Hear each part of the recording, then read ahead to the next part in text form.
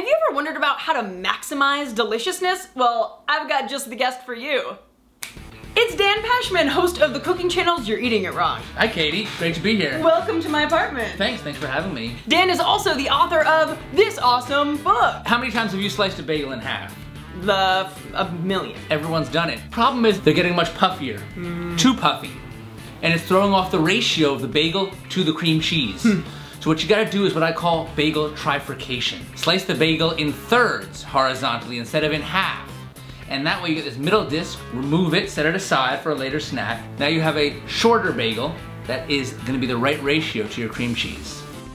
It's a great ratio, right? It's a great ratio. Get a loaf of bread if you want a mouthful of bread. If you want a bagel, then it needs to have certain properties, okay? And that is why you need to trifurcate the bagel to bring it back to its roots. Next up, waffles. What I love most about them is they have a high surface area to volume ratio, and that means texture. All the nooks and crannies and the wells, and that means crisp. In spite of their crisp, you pour syrup on them and butter like they're gonna turn soggy. Right, it's inevitable. Right.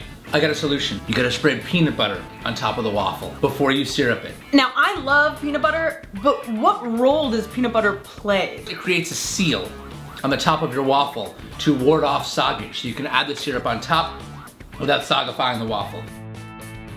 And you still have your crisp, you got a salty and sweet thing going on. And last but certainly not least, the flour versus corn tortilla debate. I wanted to find a way to bring these two warring factions together. Wow, what a peacemaker you are. That's me. I'm a lover, not a fighter. What can I say? What I do is I take a flour tortilla, melt cheese on it in the microwave, and put crunchy fried corn tortilla chips inside. Add more chips, fold it over again, and you end up with this.